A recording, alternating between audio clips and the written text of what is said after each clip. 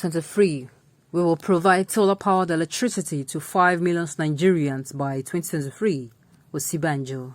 Welcome to the news, and thank you for tuning in to listen. President Muhammadu Buhari's regime said it has inaugurated several sites in the 6 geopolitical zones of Nigeria to actualize its promise of electrifying 5 million homes with solar energy by 2023. Vice President Yemi Osinbajo said this while declaring open this year's Surplus Energy Summit in Abuja. Mr. Osinbajo, represented by the Minister of State for Environment, Sharon Ika, said the effort was part of the country's Direct Energy Compact. He explained that the project is expected to affect 25 million people, would also create 250,000 jobs. The implementation of this job is underway with several sites commissioned and being executed by the private sector and support from the government, added Mr. Osinbajo. He noted that the federal government was eager to follow a logical conclusion, its national energy system and policy via renewables to ensure a cleaner source of energy for Nigerians. Over the next decade, every aspect of Nigerian energy system is expected to be affected by the climate and energy policy. However, the transition needs to speed up significantly its scope to achieve SDG 7 in line with the goals of a Paris Agreement on climate change, but while, at the same time, achieve the 2030 Agenda for Sustainable Development, Mr. Osinbajo added. Nigeria has developed its energy transition plan, which has 3 core objectives of achieving universal access to energy by 2030, zero emissions by 2050, and industrialization to alleviate poverty and drive economic growth. The Vice President had in April promised that the administration will roll out solar projects across 6 geopolitical zones in Edo, Lagos, Adamawa, Anambra, Kebbi, and Plateau. Other solar companies are also in the pipeline for the Solar Power Niger facility to continue the march to 5 million connections during the life of this administration, Mr. Osinbajo said on April 10th, while flagging of the solar infrastructure project in Jagafe, Jigawa. According to the Vice President, to achieve all this, policies supporting enabling deployment and integration of renewable energy and energy efficiency must go hand in hand with a broader set of politics. Mr. Osinbajo said the policies must ensure that industrial and other economic capabilities were aligned with the COVID-19 recovery and other environmental objectives. Well, this is actually a wonderful one. If this is the light of the day before the end of this administration, it will be a wonderful, very, very wonderful one.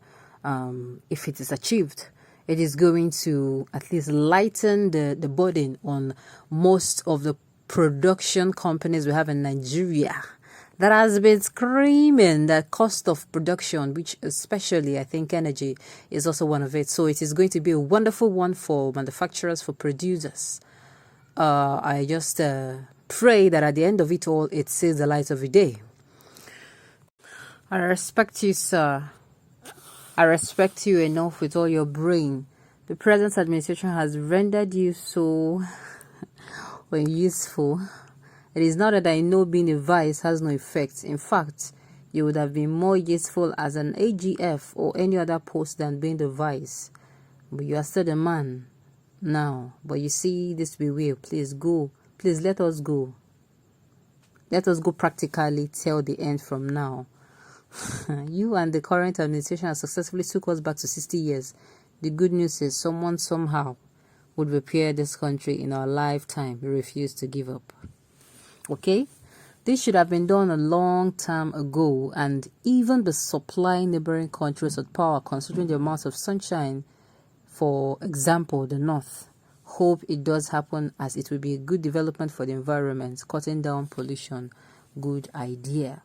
Well, fine. It is like I said, it's a very welcome development.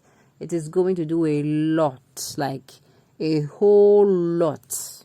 It will cut down on so many expenses, running firms and most especially production companies. What am I saying? Is there any firm that doesn't need electricity power for running the activities? Almost all firms and organizations in Nigeria need them power. So it is going to be a wonderful one if it sees the light of the day.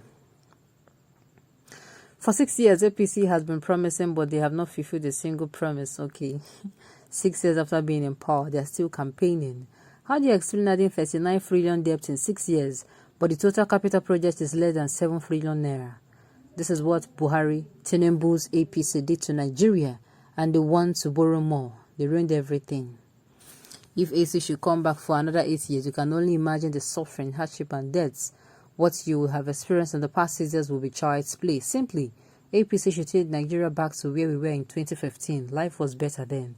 This is exactly what Tinubu APC has given us. We now know that governor who is actively sponsoring terrorism, Hurray is sending batteries to southern Nigeria to kill southerners. Boko Haram and bandits running away from Sambisa forest are now gathering in southern Kaduna forest, where Hurray meets them and gives them new instructions and new rules of engagement on how to attack southerners. Northern APC is now killing southern APC and other southerners. Southern APC still wants Tinubu, a Fulani loyalist, to become president. Is APC addicted to criminality? Simply, APC does not believe in restructuring. It is 6 years now and they hate restructuring. We are not even looking for restructuring. We are looking for Yoruba nation, Biafra, Niger, Delta nation, Arewa nation, etc., whatever names they are called. Lekki massacre. Sanwo-Olu and Tinubu has finished their own people, but why would Tinubu kill his own people for Fulani? His loyalty to Fulani is very strong. Tinubu is with Buhari right now and he cannot restructure Nigeria. If Tinubu cannot restructure Nigeria now, then Tinubu cannot restructure Nigeria at all. Tinubu is Fulani and Fulani is Buhari.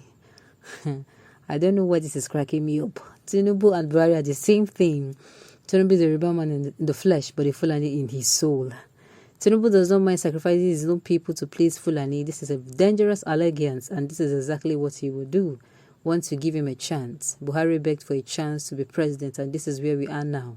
Never think of giving Tinubu a chance. It will be suicide. Bullion van corruption is the smallest thing that Tinubu will do. If Tinubu becomes president, it is like saying APC suffering, hardship, killings, and Fulani reign of terror for another 8 years. He will be another London president for 8 years and second to Lai Mohammed, which, when it comes to lies, none of the campaign promises he and Buhari made to Nigerians have been fulfilled. If you want to elect Buhari for another 8 years, just elect Tinubu. It is the same thing. Buhari will order any killing in Lagos. Will not order any killing in Lagos without the approval of Sanwo-Olu. Sanwo-Olu is the anointed godson of Tinubu. If Tinubu approved it, Sanwo-Olu will approve it. Lagos is not governed by Buhari.